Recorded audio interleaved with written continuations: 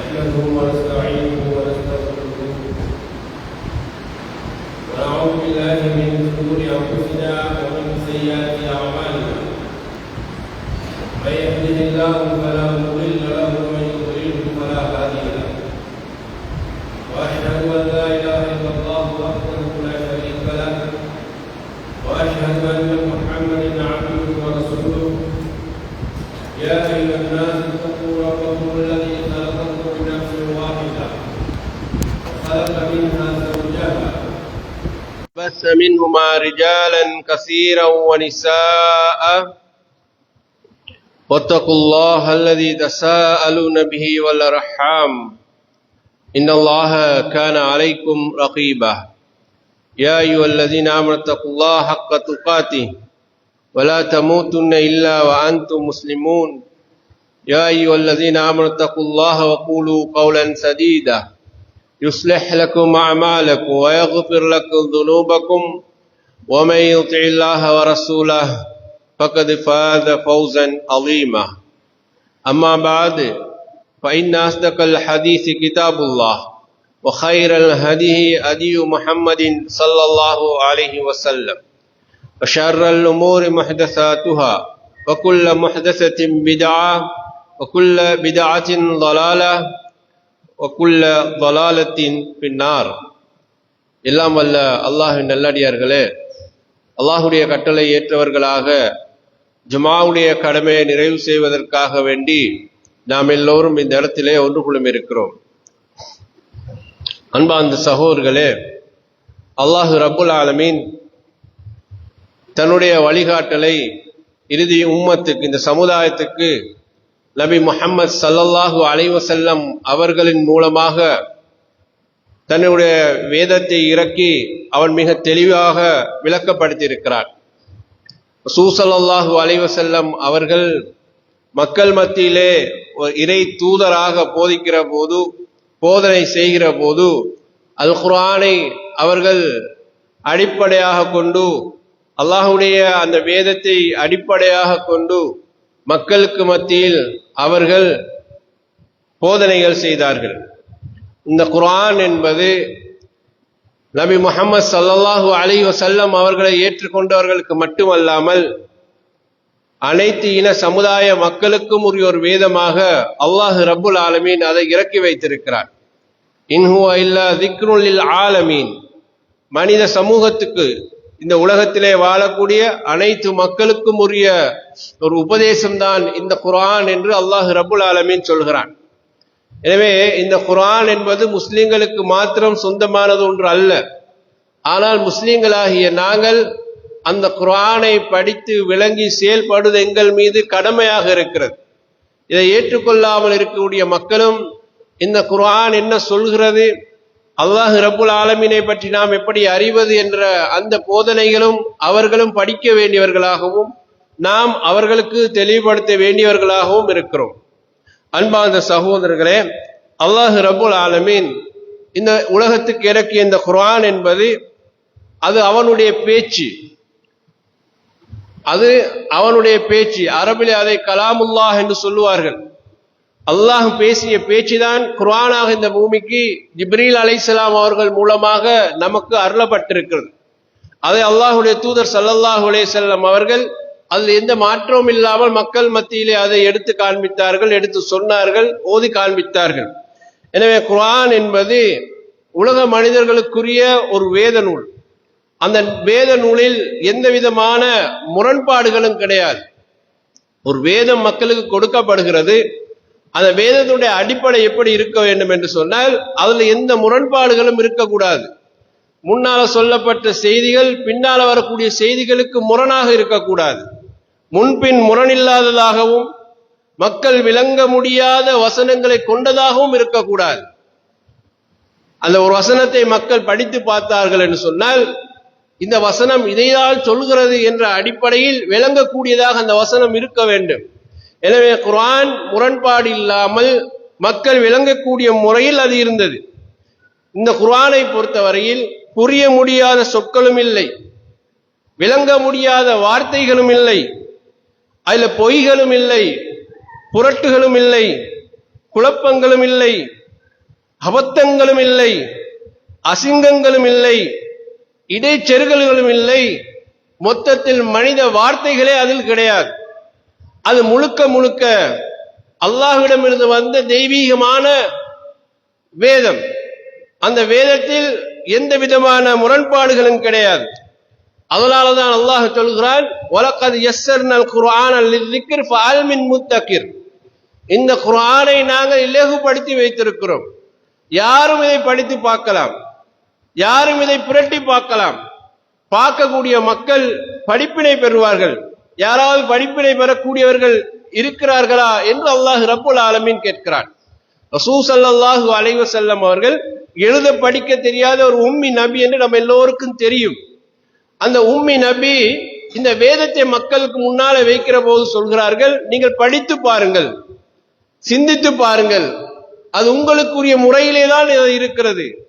எந்த விதமான கஷ்டங்களும் இல்லை, வார்த்தைகள் கரடு முரடுகளும் இல்லை. ஒட்டகம் மேய்க்கக்கூடிய ஒருவர் குர்ஆனை வாசித்தாலோ அல்லது அதனை ஓதுகின்ற போது செவிமடுத்தாலோ அதுல என்ன சொல்லப்பட்டிருக்கிறது என்று அவர் புரிந்து கொள்வார். காரணம், அது அவருடைய மொழி. அல் குர்ஆன் அவருடைய மொழி, அரபு மொழி, அரபு மக்கள் பேசுகிற மொழி. அவர்கள் எந்த மொழியிலே பேசுகிறார்களோ அந்த மொழியிலே அல்லாஹ் ரப்புல் ஆலமீன் அந்த மக்களுக்கு புரியக்கூடிய வகையில் அதை இலவுபடுத்தி வைத்திருக்கிறான். எனவே அல் குர்ஆன் அது படித்தவர்களுக்கும் படிக்காதவர்களுக்கும் விளங்கிக் கொள்ளுகின்ற வசனங்களை கொண்ட ஒரு வேத நூல். அதுல இலக்கிய ரசமும் இருக்கிறது. அதுல ஒரு மனிதன் பார்த்தார் என்று சொன்னால் ஒரு இலக்கியத்தோடு சம்பந்தப்பட்ட ரசனையும் இருக்கிறது. அது இசை நயம் கொண்ட ஒரு வசன அமைப்பு முறையும் அதுல இருக்கிறது. மக்களை அது விளங்கிக் கொள்ளக்கூடிய தன்மையை கொண்டது. கேட்போருடைய உள்ளங்களை அது கனிய செய்யும். ஒருவர் குர்ஆனை ஓதுகிற போது இன்னும் ஒருவர் அமைதியாக இருந்து அதை செவிமடுப்பாராக இருந்தால் அவருடைய உள்ளத்தை அது அப்படியே கனிய செய்துவிடும், அவருடைய உள்ளத்தை அப்படியே உருகச் செய்துவிடும். அந்த அளவுக்கு அந்த குர்ஆனுக்கு ஒரு வசீகர தன்மையும் இருக்கிறது. பார்ப்பவருடைய கண்களுக்கு அது தெளிவை கொடுக்கும். குர்ஆனை பார்க்கிற போது அதனுடைய விஷயங்கள் அவருக்கு தெளிவை கொடுக்கும். உண்மையை நேசிக்கின்ற மக்களுக்கு அது நேர்வழியையும் காட்டும். இப்படிப்பட்ட ஒரு வேத நூலை தான் அல்லாஹ்வுடைய தூதர் இந்த உலகத்துக்கு மக்களுக்கு முன்னால் வைத்து விட்டு போனார்கள். அன்பார்ந்த சகோதரர்களே, ரசூல் ஸல்லல்லாஹு அலைஹி வஸல்லம் அவர்கள் இந்த குர்ஆனை அந்த சமுதாயத்தில் கொண்டு வந்து வைத்த போது அந்த சமுதாயத்திலே படித்த அறிஞர்களும் இருந்தார்கள், இலக்கிய நயம் படைத்த கவிஞர்கள் இருந்தார்கள், ரசனையோடு கவிதைகள் இயற்றக்கூடிய கவிஞர்கள் இருந்தார்கள். அப்படிப்பட்ட கவிஞர்கள் இருக்கக்கூடிய, படித்தவர்களும் இருக்கக்கூடிய அந்த சமூகத்துக்கு அவர்களது மொழியிலேயே இந்த குர்ஆன் முன்வைக்கப்பட்டதுதான் மிகப்பெரிய ஒரு அற்புதமான ஒரு செய்தி. ஏனென்று சொன்னால், இஸ்லாத்தை அவர்கள் நிராகரிக்கிற ஒரு பக்கம் இருக்கிற போது இன்னும் ஒரு பக்கம் நபி முஹம்மது ஸல்லல்லாஹு அலைஹி வஸல்லம் அவர்கள் கொண்டு வந்து வைக்கக்கூடிய இந்த குர்ஆனுடைய ஆயாத்துக்கள் படிக்க தெரியாத, எழுத தெரியாத, எந்த ஒரு ஆசிரியரிடத்திலும் கால் மடித்து படிக்காத, எந்த ஒரு கல்லூரிக்கும் போகாத ஒருவர் குர்ஆனுடைய ஆயத்துக்களை இலக்கிய ரசனையோடு அவர் முன்வைக்கிறார் என்றால், கேட்கக்கூடியவர்களுக்கு அதனுடைய உள்ளத்தை தொடக்கூடிய அளவுக்கு வார்த்தைகளை அடுக்கடுக்காக முன்வைக்கிறார் என்றால், இவர் சொல்லக்கூடிய வார்த்தையுடைய தன்மையை நாம் அதை புரட்டி பார்த்து அதை முறையடிக்கலாம் என்று அவர்கள் முடிவு செய்திருந்தாலும் அவர்களுக்கு அதுக்கான வாய்ப்பு அன்றைக்கு இருந்தது. குர்ஆன் என்பது முஹம்மது நபியுடைய வார்த்தையா அல்லது வேறொருடைய வார்த்தையான்னு சொல்லி முறையடிக்கக்கூடிய அளவுக்கு அந்த வேதம் அவர்களுக்கு முன்னால் இருந்தது. அதனால தான் அல்லாஹ் சொல்கிறான், பிலிசானின் அரபியின் முபீன், தெளிவான அரபு மொழியில நாங்கள் இறக்கி இருக்கிறோம். அது எந்த விதமான வார்த்தைகளிலே குழப்பங்களுக்கு இடமே கிடையாது. குர்ஆன் எந்த இடத்திலையும் வசனங்களை கொண்டு அதை குழப்பக்கூடிய நிலையில் அது இறங்கவில்லை. எனவே அந்த மக்களுக்கு அது பார்த்தாலே புரியும், நபி முஹம்மது ஸல்லல்லாஹு அலைஹி வஸல்லம் அவர்கள் ஓதக்கூடிய இந்த செய்தி எப்படிப்பட்டது, இது இவராக ஓதுகிறாரா அல்லது அவர் சொல்வது போல அல்லாஹ்விடமிருந்து அவருக்கு வருகிறதா என்று புரியக்கூடிய அளவில் பிலிசானின் முபீன், தெளிவான அரபு வார்த்தையில் அவர் பேசுகிறார். அன்றைக்கு அந்த கவிதையில் புலமை பெற்றவர்கள் எப்படி எழுதுவார்களோ அதையும் தாண்டி சாமானிய மகனும் புரிந்து கொள்ளக்கூடிய அளவில், கவிதை ரசனை உள்ளவனும் புரிந்து கொள்கிற வகையில் அல் குர்ஆன் அப்படி ரசூல் ஸல்லல்லாஹு அலைஹி வஸல்லம் அவர்கள் மக்களுக்கு முன்னால் எடுத்து வைத்தார்கள். ஒரு சந்தர்ப்பத்திலே ரசூல் ஸல்லல்லாஹு அலைஹி வஸல்லம் அவர்களுடைய இந்த போதனைகளை நிறுத்த வேண்டும், இதை முறியடிக்க வேண்டும், இந்த பிரசாரத்தை மக்காவில் வளரவிடக்கூடாது என்று அவர்கள் மக்கத்து நிராகரிப்பாளர்கள் மஷூரா பண்ணுகிற நேரம் ஒரு மனிதனை பற்றி தேடுகிறார்கள். எப்படிப்பட்ட மனிதன் நபி முஹம்மது ஸல்லல்லாஹு அலைஹி வஸல்லம் அவர்களிடத்தில் போய் பேச வேண்டும் என்பதற்கு ஒரு மனிதனுடைய குவாலிட்டியை பற்றி யோசிக்கிறார்கள். எப்படிப்பட்ட நாம் தேடி அனுப்ப வேண்டும் அப்படி என்று பார்க்கிற போது அவர்களுக்கு ஒரு மனிதர், இவர் நல்லவர், இவர் அனுப்பினா முகமது இடத்துல பேசலாம் என்று அவங்க முடிவு செய்கிறார். அவர் யாரு? அவருடைய பேர் அபுல் வலீத். அப்ப இந்த அபுல் வலீதை அழைத்து சொல்கிறார்கள், நீங்கள் போய் முஹம்மதிடம் ஸல்லல்லாஹு அலைஹி வஸல்லம் பேசுங்கள். அபுல் வலீத் யாரு? அந்த சமுதாயத்தில் செல்வாக்குள்ளவர், அவர் படிப்பிலையும் செல்வாக்குள்ளவர், பொருளாதாரத்திலும் செல்வாக்குள்ள ஒருவர், அதே நேரம் சூனியத்தை பற்றி நன்றாக அறிந்த ஒருவர், ஜோதிடம் பற்றி நன்றாக அறிந்த ஒருவர், கவிதையில் புலமை உள்ள ஒருவர். இந்த எல்லா தகமையும் ஒரு மனிதனைத்தான் அந்த மக்கள் தேர்ந்தெடுக்கிறார்கள். இப்படிப்பட்ட ஒருவர் நபி முஹம்மது ஸல்லல்லாஹு அலைஹி வஸல்லம் போய் பேச வேண்டும் என்று அவர்கள் ஒரு முடிவுக்கு வந்து அவரை அனுப்புகிறார்கள். சில செய்திகளை சொல்லி நீங்கள் முஹம்மதிடம் ஸல்லல்லாஹு அலைஹி வஸல்லம் அவர்களிடத்தில் போய் பேசுங்கள் என்று அனுப்புகிறார்கள். அபுல் வலீத் ரசூலுல்லாஹ் இடத்திலே வருகிறார். வந்து சமூக நிலவரங்களை சொல்கிறார். உங்களுடைய சமுதாயத்தை நீங்கள் இந்த மார்க்கத்தை சொல்லி பிளவுபடுத்தி விட்டீர்கள், மக்கள் பரம்பரையாக பின்பற்றி வந்த செய்திகளை எல்லாம் நீங்கள் மறுக்கிறீர்கள், அவருடைய வணக்க வழிபாடுகள் எல்லாம் தவறு என்று சொல்லுகிறீர்கள் அப்படின்னு அவர் நீண்ட நேரம் பேசுகிறார்.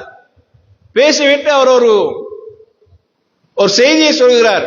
முஹம்மதே ஸல்லல்லாஹு அலைஹி வஸல்லம், நீங்கள் மக்காவுடைய அதிகாரத்தை ஆட்சியை விரும்புவதாக இருந்தால் சொல்லுங்கள், அந்த அதிகாரத்தை நாங்கள் உங்களுக்கு தருகிறோம், உங்களுடைய கட்டளை மீறி நாங்கள் எந்த முடிவும் எடுக்க மாட்டோம்.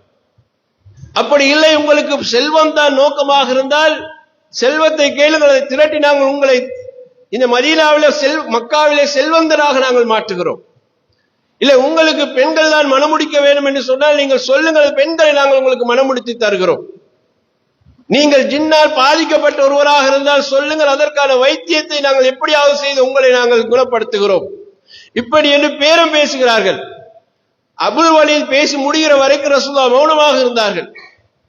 மௌனமாகி அபுல் வலீத் பேசி முடிந்தவுடைய ரசூலுல்லாஹ் கேட்டார்கள், அபுல் வலீதே நீ பேச வேண்டியதெல்லாம் பேசி விட்டாயான்னு கேட்டார்கள். ஓம் என்று சொன்னார்.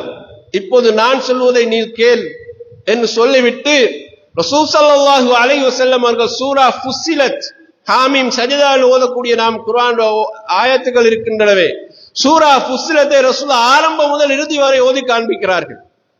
அபுல் வலீத் ரசூலுல்லாஹ்வுக்கு முன்னால் உட்கார்ந்தவனாக தன்னுடைய இரண்டு கைகளையும் பின்னால் ஊண்டி சாய்ந்து ரசூல் ஸல்லல்லாஹு அலைஹி வஸல்லம் அவர்கள் ஓதி காண்பிக்கக்கூடிய அந்த ஆயாத்துக்களை, அந்த வசனங்களை அவன் காது கொடுத்து உன்னிப்பாக கேட்டுக்கொண்டிருக்கிறான். ரசூலுல்லாஹ் அந்த அத்தியாயத்தை முழுமையாக ஓதி முடிக்கிறார்கள். முடித்த பிறகு சொன்னார்கள், அபுல் வலீதை இப்போ நீ முடிவு செய்து கொள்ளலாம் என்றார்கள். அவ்வளவுதான் ரசூலுல்லாஹ் சொன்னார்கள், நீ இப்போது முடிவு செய்து கொள்ளலாம் என்றார்கள். அபுல் வலீதுக்கு கவிதை புலமை இருக்கிறது, அரபு தெரியும், அவன் படித்தவன்.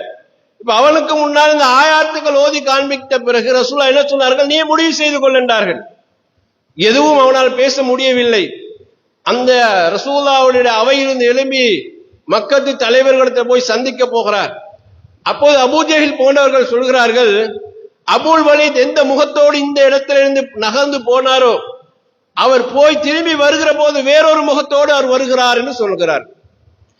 அவர் போகிற போது சுறுசுறுப்பாக வேகமாக ஒரு முடிவு காண வேண்டும் என்றதோடு தான் அவர் போனார். ஆனால் அவர் திரும்பி வருகிற போது அந்த சுறுசுறுப்பும் அந்த வேகமும் அவருடைய முகத்தில் தென்படவில்லை. முகம் வாடி போனவராக, அவர் போன காரியத்தை அவர் தோல்வியுற்றவராக வருகிறார் என்பதுதான் அது காட்டியது. கேட்கிறார், அபுல் வலீதே நீ முஹம்மதிடம் பேசினாயா ஸல்லல்லாஹு அலைஹி வஸல்லம்? அவர் சொன்னார், நீங்கள் முஹம்மதை அவருடைய பாதையிலே போக விடுங்கள், அதுதான் உங்களுக்கு பாதுகாப்பு என்றார். முஹம்மதை அவருடைய பாதையிலே போக விடுங்கள், அதுதான் உங்களுக்கு பாதுகாப்பு. அவரை எதிர்க்கிறவர்கள் வேற யாராவது எதிர்த்துக் கொள்ளட்டும். முஹம்மது வெற்றி பெற்றால் உங்களுக்கு பாதுகாப்பு இருக்கிறது. ஆனால் நீங்கள் முஹம்மதை எதிர்க்க போனால் அதுல உங்களுக்கு தோல்வி இருக்கிறது. எனவே முஹம்மதை அவருடைய பாதையில விட்டு விடுங்கள் என்று சொன்னார். நான் கவிஞன், அவர் ஓதிய செய்திகளை வசனங்களை கேட்டேன், அவரை விட்டு விடுங்கள் என்று சொல்கிறார். அன்பார்ந்த சகோதரர்களே, அந்த மக்காவிலே மிகப்பெரிய புலமை வாய்ந்த ஒருவரால் கூட அல்லாஹ்வுடைய தூதர் ஸல்லல்லாஹு அலைஹி வஸல்லம் அவர்கள் அந்த அரபு மொழி அவர்களுடைய மொழியிலே ஓதி காண்பித்த அல்லாஹ்வுடைய அந்த ஆயாத்துக்களை அவர்களால் பொய்ப்பிக்க முடியவில்லை. இந்த இலக்கண அடிப்படையில் இந்த வார்த்தை பிழை என்று அவர்களால் சொல்ல முடியவில்லை. இந்த வசனம் நிறுத்தப்பட்ட முறை இது பிழையானது என்று அவர்களால் கண்டுபிடிக்க முடியவில்லை.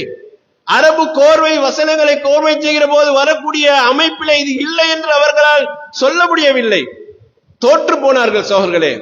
அல்லாஹ்வுடைய வேதம் அவ்வளவு அற்புதமானது. அவர்களால் ஒரு நாளும் ஒரு காலமும் குர்ஆனுடைய ஆயாத்துக்கள் இந்த இலக்கண விதிக்கு பிழையானது, இந்த நடைமுறை வார்த்தைகளுக்கு பிழையானது அவர்களால் சொல்ல முடியவே இல்லை. இறுதி வரைக்கும் அவர்களால் முடியவில்லை. இன்றைக்கு வரைக்கும் அந்த சமுதாயத்திலிருந்து வேறு சமுதாயத்திலிருந்து சொல்ல முடியவில்லை. அல்லாஹ் ரப்புல் ஆலமீன் சொல்கிறான், வைன் குந்து ஃபீ ரைபி மிம்மா நஸல்னா அலா அபுதினா, நாங்கள் எங்களுடைய அடியாராகிய முஹம்மது மீது இறக்கி வைத்த இந்த வேதத்தில் உங்களுக்கு சந்தேகம் இருந்தால் ஃபஅதூ பி சூரத்தின் மின் மிஸ்லிஹி, குர்ஆனில் இருக்கக்கூடிய ஒரு அத்தியாயத்தை போன்று ஒன்று நீங்கள் அரபிலே ஏற்றிக்கொண்டு வாருங்கள். அல்லாஹ்வை விட்டு விடுங்கள், இதுக்கு அல்லாஹ்வை துணைக்கு அழைக்காதீர்கள். யா அல்லாஹ் நீயும் கொஞ்சம் ஹெல்ப் பண்ணுன்ற மாதிரி, ஏன்னா அவங்க எல்லாத்துக்கும் அல்லாஹ் அல்லாஹ் என்று கேட்கக்கூடியவர்களாகவும் இருந்தார்கள். அல்லாஹ் சொல்கிறான், அல்லாஹ்வை விட்டு விடுங்கள். நீங்கள் உண்மையாளர்களாக இருந்தால் உங்களால் அழைக்கக்கூடிய எல்லோரையும் அழைத்துக் கொள்ளுங்கள். அழைத்துக் கொண்டு குர்ஆனில் இருக்கக்கூடிய ஒரு சின்ன ஒரு அத்தியாயத்தை போன்ற அத்தியாயத்தை கொண்டு வாருங்கள். அன்பார்ந்த சகோதரர்களே, நாம் அம்ம ஜுஸு என்ற குர்ஆன் ஓதுற கடைசி அத்தியாயம் 30வது ஜுஸு, அதுல ஆக சிறிய சூரத் என்ன சூரத்? இன்னா ஆத்தைனாக்கல் கௌதர் ஃபஸல்லி ரப்பிக வன்ஹர் இன்ன ஷானியக ஹுவல் அப்தர். 3 வசனங்களை கொண்டதுதான் அது. இதுவும் ஒரு சூரா தான், அத்தியாயம் தான். அல்லாஹ் என்ன சொல்கிறான்? பக்ரா போன்ற அத்தியாயத்தை கொண்டு வர விடாதீங்க, ஏன்னா 284 வசனங்களை கொண்டது. 3 வசனம். இது போன்ற வசனங்களை கொண்ட ஒன்று நீங்கள் கொண்டு வாருங்கள். குர்ஆனுக்கு முன்னால் கொண்டு வந்து வையுங்கள். நாங்க கொண்டாந்து வைக்கிற இந்த அரபு வார்த்தைகள் வசனங்கள் உங்களுடைய குர்ஆனுக்கு எதிராக இருக்கிறது நிரூபித்து காட்டுங்கள். அது சொல்லையாவது நிரூபித்து காட்டுங்கள், வார்த்தையாவது நிரூபித்து காட்டுங்கள், வசனங்களையாவது நிரூபித்து காட்டுங்கள். உங்களால் முடிந்தால் மக்காவில் இல்லை எங்கிருந்தாலும் திரட்டி கொண்டு வாருங்கள். ஒரு சேலஞ்ச் விட்டது சகோதரர்களே குர்ஆன். அல்லாஹ்வுடைய தூதர் சவாலாக அதை முன்வைக்கிறார்கள். அல்லாஹ்வுடைய வார்த்தை இறங்குகிறது ரசூலுல்லாஹ் சொல்கிறார்கள். ஆனால் அரபு புலமை வாய்ந்தவர்களால் அதை இன்றைக்கு வரைக்கும் முறியடிக்க முடியவில்லை. இன்னும் சொல்ல போனால் அரபு மதரசாக்களிலே இறுதி ஆண்டு வகுப்பு மாணவர்களுக்கு கூட அந்த காலத்து கவிஞர்கள் எழுதின கவிதைகளை தான் ஒரு இலக்கிய நயத்துக்காக படித்துக் கொடுப்பார்கள், இலக்கண இலக்கியங்களுக்கு படித்துக் கொடுப்பார்கள். அவ்வளவு புலமையுள்ள கவிஞர்கள் வந்து வாழ்ந்தார்கள். ஆனால் இன்றைக்கு வரைக்கும் குர்ஆனுடைய ஒரு வசனத்தை போன்ற வசனத்தை அவர்களால் கொண்டு வந்து நிரூபிக்க முடியவில்லை, குர்ஆனை பொய்ப்பிக்க முடியவில்லை. அந்த அளவுக்கு குர்ஆன் மிகப்பெரிய ஒரு வெற்றியை கண்டது. அதுதான் அல்லாஹ்வுடைய வார்த்தை, கலாமுல்லாஹ். அந்த அற்புதம் இந்த பூமியில் இன்றைக்கு வரைக்கும் நிலைத்து நிற்கிறது. இந்த உலகம் அழிகிற வரைக்கும் அது நிலைத்து நிற்கும் சகோதரர்களே. அல்லாஹ் ரப்புல் ஆலமீன் இந்த உம்மத்துக்கு நபியாக தெரிவு செய்து படித்த ஒருவரை அல்ல, படிக்காத ஒருவரை தான் அல்லாஹ் தெரிவு செய்து உலகத்தால் முறியடிக்க முடியாத இந்த குர்ஆனுடைய ஆயாத்திலே கொண்டு அனுப்பினான். ஆனால் இந்த ஆயாத்துக்களுக்கு ஒட்டகம் மேய்த்தவராக இருந்தாலும், ஆடு மேய்க்கிறவராக இருந்தாலும், சாமானியனாக இருந்தாலும், பாமரனாக இருந்தாலும் எவருக்கும் புரிந்து கொள்ள முடியும். அப்படிப்பட்ட ஒரு ஆயத்தை போன்று கொண்டாட முடியாத உங்களால் என்று கேட்கிறது என்பது குர்ஆன் எவ்வளவு பெரிய ஒரு அற்புதத்தை இந்த உலக சமுதாயத்துக்கு முன்னால் வைத்திருக்கிறது என்று நீங்கள் யோசித்து பாருங்கள். அன்பார்ந்த சகோதரர்களே, ஒரு வேதத்தின் உண்மைத்தன்மை எதை கொண்டு நிரூபிக்கப்படும்? இது ஒரு வேதம், மக்களுக்கு வழிகாட்டி. அது உங்களுக்கு மட்டுமல்ல, உலகத்துக்கே வழிகாட்டி என்று நீங்கள் சொல்வதாக இருந்தால் அந்த வேதத்தினுடைய அடிப்படை தன்மையை யாராவது பொய்ப்பிக்க வேண்டுமா இல்லையா? அதை உடைத்து அதற்கு எதிராக வாதத்தை முன்வைக்க வேண்டுமா இல்லையா? ஆனா இன்றைக்கு வரை நிரூபிக்க முடியாமல் போயிருக்கிறது. அப்ப வேதத்தினுடைய அடிப்படை என்ன? அரபு வார்த்தை, அதுல அசுல். அந்த வார்த்தை மக்களோடு புழக்கத்தில் வந்த வார்த்தைகள் தான். அது புதிதாக வேறொரு வார்த்தையில் வந்தது அல்ல. அரபு அல்லாத வேறு வார்த்தைகள் அரபு மக்களுக்கு போதிக்கப்பட்ட வேதமும் அல்ல இது. நாங்கெல்லாம் தமிழ் பேசக்கூடிய மக்கள் என்றால் நமக்கு வேறொரு அரபு மொழி தான் நமக்கு தெரியுது. ஆனா அரபு மொழி உலகத்தில் உள்ள 2வது பெரும்பான்மை சமுதாயம். அந்த மொழியை நாங்க மொழிபெயர்த்து சொல்லுகிறோம். ஆனா அசல் மொழி உலகத்துல செத்து போயிட்டா, பேசின சமுதாயம் மறைந்து விட்டதால மறையவில்லை, மொழியும் மறையவில்லை, மொழி பேசிய சமுதாயமும் அழியவில்லை. அப்ப குர்ஆனுடைய அந்த அற்புதம் என்ன என்றால், இன்றைக்கு வரைக்கும் அந்த மொழி நின்று பிடிக்கிறது. சகோதரர்களே, அல்லாஹு தஆலா எவ்வளவு பெரிய ஒரு அற்புதத்தை இந்த சமுதாயத்துக்கு முன்வைத்திருக்கிறார் நீங்கள் பாருங்கள். குர்ஆனுடைய அசல் வடிவம் எப்படி இறங்கப்பட்டதோ, எந்த உச்சரிப்பில் இறங்கப்பட்டதோ, அது எப்படி எழுதப்பட்டதோ இன்றைக்கு வரைக்கும் பாதுகாப்பாக இருக்கிறது சகோதரர்களே. வார்த்தைகள்ல கூட ஒரு செருகல் நடைபெறவில்லை, ஒரு வார்த்தை கூட அது மறைக்கப்படவில்லை. எல்லாமே அன்றைக்கு இறங்கிய அதே நிலையில எந்த மாற்றமும் இல்லாமல் இன்றைக்கு வரைக்கும் இருக்குது. அதுவும் குறிப்பாக அசல் வடிவம் ஒன்று இருக்கிறது. குர்ஆனுடைய அசல் எழுதப்பட்ட அந்த வசனம், ஆரம்ப வசனம் இன்றைக்கு வரைக்கும் அது ரஷ்யாவில மியூசியத்திலையும் இருக்கிறது, துருக்கியில மியூசியத்திலையும் இருக்கிறது. யாருக்கு அது பொய்ப்பிக்க முடியாத அளவுக்கு அல்லாஹ் ரப்புல் ஆலமீன் அந்த வேதத்தை அவன் சொன்னானே, நான் இறக்கிய வேதத்தை நான் பாதுகாப்பேன் என்று, பாதுகாப்பாகவே இருக்கிறது. உலகத்தை எந்த முஸ்லீமும் கூட குர்ஆன் இது பாதுகாக்கப்படல, இது அப்படி இல்லை, இது இப்படி இல்லை, அதுக்கு முறை முஸ்லிம்கள் கூட சொன்னது கிடையாது. அன்பா அந்த சகோதரர்களே, நீங்க யோசித்து பாருங்க, இந்த அளவுக்கு ஒரு அற்புதமான ஒரு வேதம் உலகத்துல ஏனைய சமுதாய வேதங்களோடு ஒப்பிடுகிற போது அது இருக்கிறதா? இரண்டாவது, அந்த வேதம் அல்லாஹ்வுடைய தூதருக்கு இறக்கப்பட்ட போதே அது எழுதப்பட்டது. அதாவது இன்னொரு அற்புதமானது, ரசூலுல்லாஹ் ஹயாத்தோடு இருக்கிற போதே மொத்த குர்ஆன் எழுதி முடிக்கப்பட்டு விட்டது. அவனோட மௌத்துக்கு பின்னால் குர்ஆன் எழுதப்படல. குர்ஆன் அவங்க ஹயாத்தோடு இருக்கிற போதே முழுமையாக எழுதப்பட்டு விட்டது. அவங்க ஹயாத்தோடு இருக்கிற போது அது சரிபார்க்கப்பட்டும் விட்டது. எனவே அந்த மூல மொழியும் இருந்தது, அசல் பிரதியும் இருந்தது. இந்த ரெண்டும் குர்ஆனுக்குரிய ஒரு அற்புதம். அன்பா அந்த சகோதரர்களே, இந்த அடிப்படையில் 3வது ஒன்று என்ன தெரியுமா? நமக்கு குர்ஆன் ஓத வேண்டும் என்று கட்டளிடப்பட்டிருக்கிறது. நாம தொழுகை நடத்துவதாக இருந்தாலும் குர்ஆன் ஓதிதான் ஆகணும், இல்லைன்னா தொழுகை பாத்தில் ஆகிடும். அடுத்து இது எல்லா கோடிக்கணக்கான மக்களுடைய உள்ளங்களில் அப்படியே பதிவு செய்யப்பட்டிருக்கிறது. ஒரு 12 வயது 15 வயதுக்குட்பட்ட ஒரு சிறு பிள்ளையை அழைத்து அவன் ஹாஃபிலாக இருந்தால் அது ஓதி காட்டினால் அவன் குர்ஆனுக்கு எந்த இடத்துல வேணுமானாலும் ஓதி காட்டுமா. அந்த பிள்ளை ஒவ்வொரு குழந்தைகளுடைய உள்ளங்களிலும், ஒவ்வொரு பிள்ளைகளுடைய உள்ளங்களிலும் அல் குர்ஆன் முழுமையாக பாதுகாக்கப்பட்ட ஒரு தன்மையில் இருக்கிறது என்றால், அந்த வேதம் எப்படிப்பட்ட ஒரு தன்மையை கொண்ட ஒரு வேதமாக இறக்கப்பட்டிருக்கிறது நீங்கள் யோசித்து பாருங்கள். அப்படியான ஒரு வேதத்தின் சொந்தக்காரர்கள் நாங்கள். அன்பா அந்த சகோதரர்களே, அல்லாஹ்வுடைய ஆயாத் முதலாவதாக இறங்குகிற போது இந்த உலகத்துக்கு என்ன சொன்னது? இக்ரா பிஸ்மி ரப்பிக்கல்லதி ஹலக் ஹலக்கல் இன்சான மின் அலக் இக்ரா வரப்புக்கல் அக்ரம் அல்லதி அல்லம பில் கலம். நபியை நீங்கள் ஓதுங்கள், நபியை நீங்கள் படியுங்கள், நபியை நீங்கள் வாசியுங்கள் என்றுதான் குர்ஆன் ஓதியது. குர்ஆன் என்ன வேதம் என்ன சொன்னது என்றால், இது படிக்க வேண்டிய வேதம், நீங்க படியுங்க, படைத்தவன் இறைவனின் பெயரால் படியுங்கள். படிக்க தூண்டுகிற ஒரு வேதம், சிந்திக்க தூண்டுகிற ஒரு வேதம், படிப்பினை பெற வேண்டும் என்று சொல்லுகிற ஒரு வேதத்தை அல்லாஹ் இறக்கி சொல்கிறான். படிப்போடு நீங்கள் ஆரம்பியுங்கள். அவன் படைத்தான், அவன் தான் எல்லாத்தையும் படைத்தான். உங்களை அவன் எப்படி படைத்தான் தெரியுமா? அலக் என்ற நிலையிலிருந்து தான் அவன் உங்களை படைத்தான். தாயினுடைய கருவறையில் விந்து செலுத்தப்பட்டதற்கு பின்னால் ஒரு குறிப்பிட்ட காலத்தில் தாயினுடைய கருவறையிலே அது இரத்தமாக தோய்ந்து அப்படியே கருவறையில் தொங்கிக் கொண்டிருக்கும். அந்த நிலையிலிருந்து தான் மனிதனாக உங்களை அல்லாஹ் படைத்தான். அவன் படைத்தவன் இருக்கிறான், அவனுடைய பெயரால் ஓதுங்கள் என்று அல்லாஹ் தஆலா சொல்கிறான். அவன் கண்ணியமான இறைவன், அவன் தான் பேனாவை கொண்டு உங்களுக்கு கற்றுத்தந்தான். படிப்பறிவுள்ள ஒரு சமுதாயத்தை இந்த பூமியில் ஆளாக்குவதையே குர்ஆனுடைய நோக்கம். அவன் மார்க்க ரீதியான அறிவோடும் வளர வேண்டும், இந்த உலகத்தில் அவன் வாழ்வதற்கு தேவையான அறிவோடும் வளர வேண்டும். இந்த இரண்டையும் சுருக்கமாக மனித சமுதாயத்துக்கு முன்வைத்த ஆரம்ப வசனங்கள் இவைகள். எவ்வளவு பெரிய ஒரு அற்புதம் என்று யோசிச்சு பாருங்க. இந்த வசனத்திலே அல்லாஹ் ரப்புல் ஆலமீன் மனித சமுதாயத்தின் சிந்தனையை தூண்டி விட்டார். அது முஸ்லிம்களுக்கும் உள்ளதுதான், முஸ்லிம் அல்லாதவர்களுக்கும் உள்ளதுதான். என்ன என்று சொன்னால், உங்களை படைத்த அந்த முறையின் ஆரம்பத்தை நீங்கள் யோசித்து பாருங்கள் என்கிறார். அன்பா அந்த சகோதரர்களே, குர்ஆன் சொல்லக்கூடிய இந்த வசனங்கள் இருக்கிறவே, இது அன்றைக்கு 6வது 7ஆம் நூற்றாண்டுல இறக்கப்பட்ட வசனங்கள். ரசூலுல்லாஹ் 500ஆம் ஆண்டுகள்ல பிறந்தார்கள். 5ஆம் நூற்றாண்டு 6ஆம் நூற்றாண்டு வசனங்கள். ஆனால் இந்த வசனம் அந்த சமுதாயம் புரிந்து கொண்டாலும், இன்றைய உலகம் நாம் இருக்கக்கூடிய 21ஆம் நூற்றாண்டை கலந்து பார்த்தாலும், இந்த வசனம் முஸ்லிம் அல்லாதவர்கள் நிச்சயமாக இதை சிந்திக்க தூண்டுகிற வார்த்தை. நாங்கள் ரப்புடைய வார்த்தைகளை முழுமையாக கட்டுப்பட்டு ஏற்றுக்கொள்கிறோம்.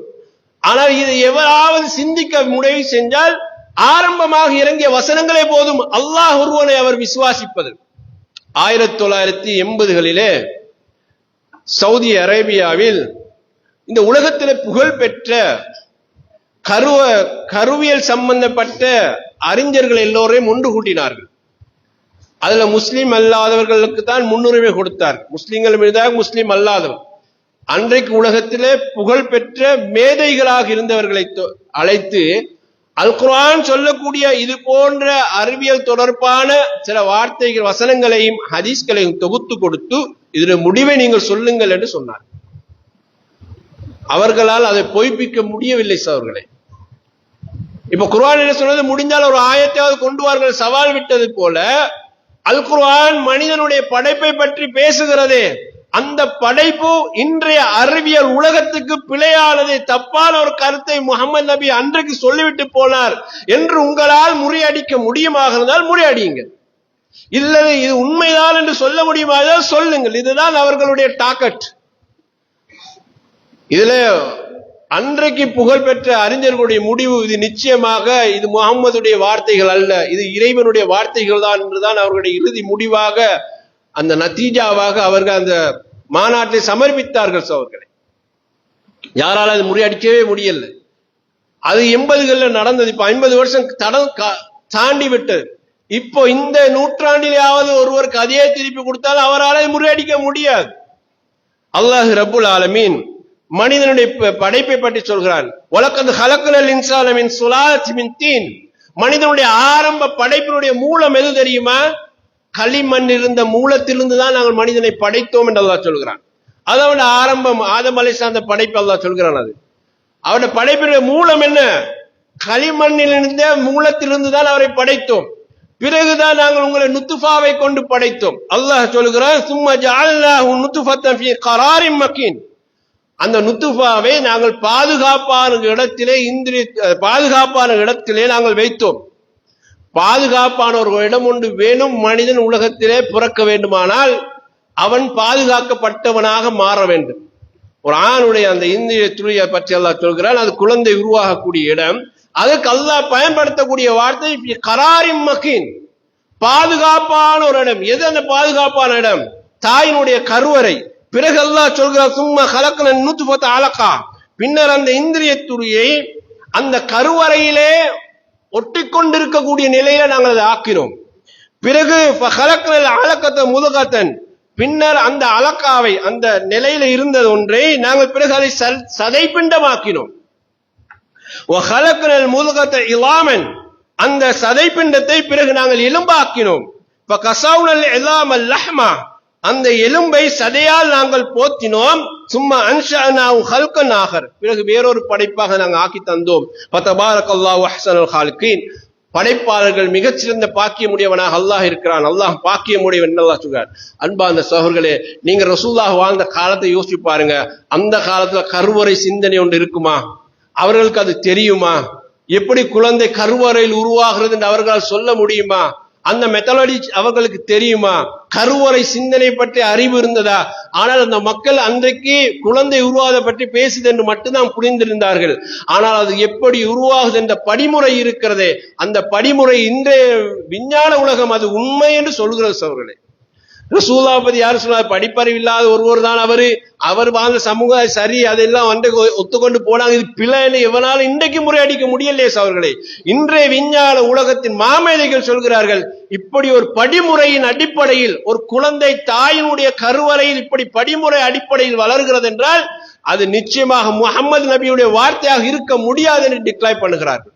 அது மட்டுமில்ல அவர்களே, 18வது நூற்றாண்டு வரைக்கும் ஒரு தாய் குழந்தையை பெறுவதாக இருந்தால் அதுக்கு தாயுடைய சினை முட்டை அவசியம் என்று உலகம் ஏற்றுக்கொள்ளல.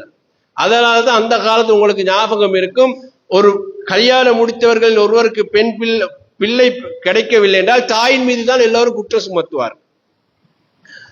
அப்படி ஒரு காலம் இருந்தது. விஞ்ஞான உலகம் வந்த பிறகு அந்த குற்றத்தில் இருந்து தாயை விடுதலை செய்கிறது. காரணம் என்னவென்றால் அல்லாஹ் ரப்புல் ஆலமீன் சொல்கிறான், இன்னா ஹலக்னல் இன்சான மின் நுத்ஃபத்தின் அம்ஷாஜின், நாங்கள் கலவையான இந்திரியத்திலிருந்து தான் மனிதர்களை படைத்தோம் என்கிறான். அதாவது ஆணுடைய விந்தும் பெண்ணுடைய சினை முட்டையும் இரண்டும் இணைந்தால்தான் குழந்தை பிறக்க முடியும். அன்பார்ந்த சகோதரர்களே, 18வது நூற்றாண்டு வரைக்கும் இந்த உண்மையை உலகம் கண்டுபிடிக்கவில்லை என்று சொல்கிறார்கள். 18வது நூற்றாண்டு வரைக்கும் இந்த உண்மையை கண்டுபிடிக்கவில்லை. குர்ஆனுடைய இந்த ஆயாத்துகளை தொகுத்து கொடுத்தார்கள் 80ஆம் ஆண்டுகளே. அந்த மேதைகள் சொல்கிறார்கள், ஒரு குழந்தை உருவாவதற்கு சினை முட்டையும் அவசியம்தான். ஆண் மட்டுமல்ல, அவன் நுத்ஃபா மட்டுமல்ல, இதுவும் அவசியம்தான் என்ற உண்மையை அன்றைக்கு முஹம்மது நபி சொல்லிவிட்டு போயிருக்கிறார் என்று சொல்லி அவர்கள் ஆச்சரியப்படுகிறார்கள் சகோதரர்களே. அது மட்டும் அல்லாஹ் சொல்லவில்லை. குர்ஆன் அல்லாஹ் சொல்றான், வயஹலுக்கும் ஃபீ புத்தூனி உம்மஹாத்திக்கும் ஹல்கன் மின் பாதி ஹல்கின் ஃபீ ஸுலுமாத்தின் ஸலாஸ், உங்களுடைய தாயினுடைய அந்த வயிறுகளில் அல்லாஹ் உங்களை படைத்தான். அது மட்டும்தான் உலகத்துக்கு பாதுகாப்பு ஒரு குழந்தை உருவாவதற்கு. எப்படி படைத்தான்? ஒரு படைப்புக்கு பின்னால் அடுத்த ஒரு படைப்பை அல்லாஹ் உருவாக்கினான். ஒரு படைப்புக்கு பின்னால் அடுத்த ஒரு படைப்பை உருவாக்கினான். அப்படி உருவாக்குற போது அவன் உங்களை எங்க வைத்தான்? ஃபீ ஸுலுமாத்தின் ஸலாஸ், 3 இருள்களுக்குள்ளதான் உங்களை வைத்தான் என்று அல்லாஹ் தஆலா சொல்கிறான். இந்த ஸுலுமாத்து ஸலாஸ் இருக்கிற சகோதரர்களே, இது பாருங்க, படிச்சவனுக்கும் புரியும் படிக்காதவனுக்கும் புரியும். அப்படி என்ன, தாயினுடைய கருவறையில குழந்தை இருள தானே இருக்குது, அது ஓகே என்று அன்றைக்கும் புரிந்திருப்பார்கள் பொதுவாக. இன்றைக்கும் விஞ்ஞானமே படிக்காத ஒருவனுக்கு அதுவும் புரிந்து கொள்ள முடியும். தாயினுடைய கருவறை என்பது வெளியில தெரியாது, வெளியில இந்த உள்ளுக்கு போகக்கூடிய முறையில் அந்த கருவறை இல்லை. அது பாதுகாப்பாக மறைக்கப்பட்ட ஒரு இடம். குழந்தை பிறக்கிற போது மட்டும்தான் நமக்கு தெரியும். இப்ப ஸ்கேன் பண்ற முறை வந்த பிறகுதான குழந்தையோட உருவாக்கத்தை யோசிக்கிறாங்க. ஆனா அல்லாஹ் தஆலா சொல்கிறார், நாங்கள் உங்களை 3 இருள்களுக்கு மத்தியில் வைத்துதான் படைத்தோம் என்கிறார்.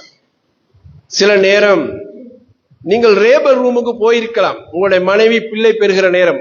ஏன்னா இப்ப உலகத்துல அது எல்லா இடத்துலயும் கொஞ்சம் அனுமதி கொடுத்து கொண்டு வருகிறாங்க. ஐரோப்பா உலகத்துல இப்ப சாதாரணமா என் மனைவிக்கு பிள்ளை கிடைக்க இருக்கிறது, நான் லேபர் ரூமுக்கு வருகிறேன் என்றால் உங்களை அனுமதிப்பார்கள். அது இங்கே பிரைவேட் ஹாஸ்பிட்டல் இப்ப அனுமதிக்கிறார்கள். அது குறிப்பாக சீசரிங் பண்ணி பிள்ளை எடுக்கிற நேரம் நீங்க பார்த்திருக்கலாம். இந்த ஸுலுமாத்து ஸலாஸ் உங்க கண்ணால பார்க்கலாம். உங்களுக்கு சோர்களே, உங்களுக்கு கண்ணால பார்க்கலாம். இன்றைக்கு விஞ்ஞானம் என்ன சொல்கிறது என்றால், ஸுலுமாத்து ஸலாஸ் என்று சொன்னால் முதலாவது தாயினுடைய அடிவயிற்றை அது குறிப்பிடுகிறது. குழந்தை பிறக்கக்கூடிய அந்த நேரம், அது தாயினுடைய கருவறையில் வளர்ந்து வரக்கூடிய அந்த நேரத்தில் முதலாவது தாயினுடைய அடிவயிற்றை குறிப்பிடுகிறது. 2வது கருவறையை சுற்றியுள்ள ஒரு சவ் ஒன்று இருக்கிறது. குழந்தைக்கு கருவறையை சுற்றியுள்ள ஒரு சவ் ஒன்று இருக்கிறது, அது 2வது. 3வது குழந்தையை சுற்றியுள்ள சவ். இந்த 3ம் ஒவ்வொரு பாதுகாப்பு அல்லாஹ் தஆலா உருவாக்கி தருகிறான் பாருங்க. இந்த குழந்தையை இந்த உலகத்துக்கு தர்றதுக்கு முன்னால மனிதன் 5 நிமிடத்தில் அவன் அனுபவிச்சதுக்கு 10 வருஷத்தில் அவனுக்கு அல்லாஹ் கொடுக்கக்கூடிய குழந்தை அவன் எவ்வளவு பாதுகாப்போடு கொடுக்கிறான். அது ஸுலுமாத்து ஸலாஸுக்குள்ள வைத்து கொடுக்கிறான். அதை நீங்கள் சீசரிங் பண்ணுகிற நேரத்தை நிச்சயமாக பார்க்க முடியும் சகோதரர்களே. அந்த சவ்வுகளை வெட்டி வெட்டித்தான் குழந்தை கடைசியாக பாதுகாப்பாக அப்படியே வெளியெடுப்பார்கள். இதையும் இன்றைக்கு விஞ்ஞானம் உண்மைப்படுத்துகிறது என்று சொன்னால், இந்த அளவு அல்லாஹ் தஆலா சொல்லிவிட்டு கடைசி ஒரு வார்த்தையை முத்தாப்பாக அவன் சொல்கிறான், தாலிக்கும் அல்லாஹ் ரப்புக்கும், இவன் தானப்பா உங்களுடைய ரப்பு என்று அல்லாஹ் சொல்கிறான். இந்த கருவறை முறையெல்லாம் அல்லாஹ் சொல்லிட்டு வந்து நீ சிந்தித்து பாரு, ஒரு ரப்பு இருக்கிறான், அவன் தான் உங்கள் ரப்பு. லஹுல் முல்க், அதிகாரம் அவனுக்கே சொந்தமானது, ஆட்சி அவனுக்கே சொந்தமானது. லா இலாஹ இல்லா ஹுவ, அவனை தவிர வணங்கப்படுவதற்கு யாருமே கிடையாது. இவ்வளவு உங்களுக்கு அவன் படைத்து சந்து ஆளாக்கினக்கு பிறகும் நீங்கள் எப்படி உங்களுடைய ரப்பாகி அல்லாஹ்வை நீங்கள் நிராகரிக்க முடியும்? அன்னா துஸ்ரஃபூன், நீங்க எங்கப்பா திரும்பி போய் கொண்டிருக்கிறீங்க என்ற கேள்வி அல்லாஹ் மனித சமுதாயத்துக்கு முன்னால வைக்கிறது என்பது மிகப்பெரிய ஒரு அற்புதம். அக்குலு கௌலு ஹாதா அஸ்தக்ஃபிருல்லாஹ் லி வ லக்கும் வல் ஜமீஇல் முஸ்லிமீன் இன்னஹு கஃபூர் ரஹீம்.